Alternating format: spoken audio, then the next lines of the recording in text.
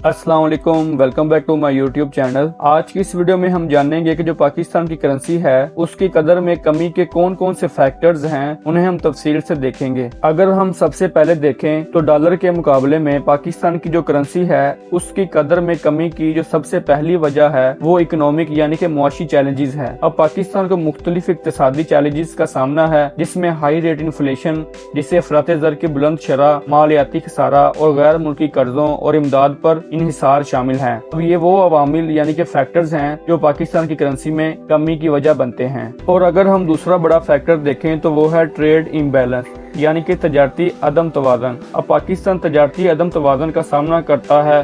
अब जहाँ वो बरामदात से ज्यादा अशिया और खिदमात दरामद करता है, ये ज़रा मुबादला के ज़खायर की कमी का बाहिस बनता है।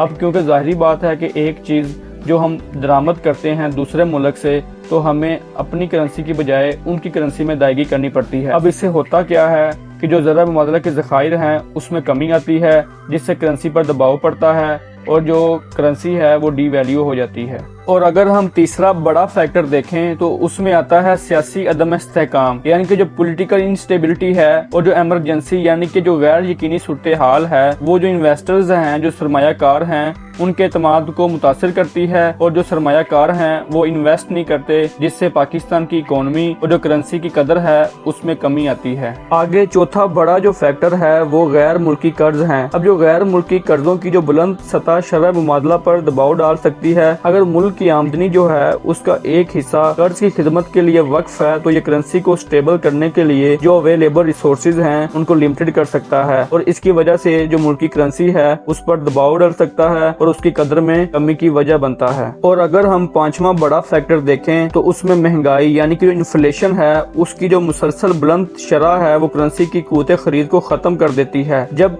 अफरात ज़र की शरह तजारती शराकत दारों से ज्यादा हो तो ये शरह मुबादला में कमी का बाहिस बनती है, जिससे जो मुल्की करेंसी है उसकी कदर में कमी आती है। आगे जो छठा इसका फैक्टर है वो है सप्लाई चेन में रुकावटें। अब जो सप्लाई चेन है उसमें रुकावटें चाहे कुदरती आफात, सियासी तनाज़ात या दीगर अवामिल की वजह से ज़रूरी अशिया और खिदमात की किल्लत का बाहिस बन सकती हैं।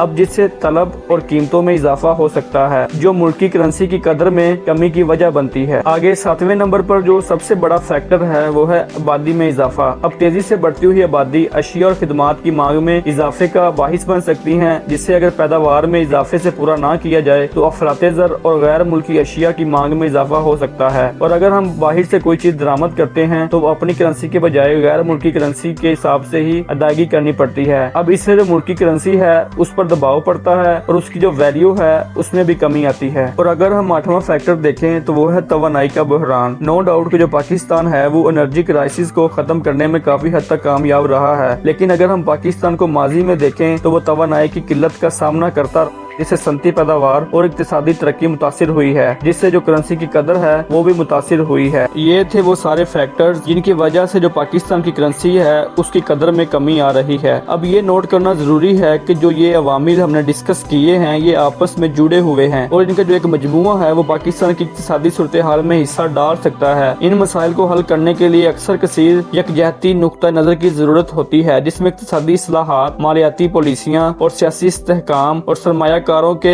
एतमाद को बेहतर बनाने के इक़दाम शामिल हैं। आई होप कि ये आपके लिए काफी यूजफुल इन्फॉर्मेशन रही होगी। दुआओं में याद रखिएगा। नेक्स्ट वीडियो तक के लिए अल्लाह हाफिज़।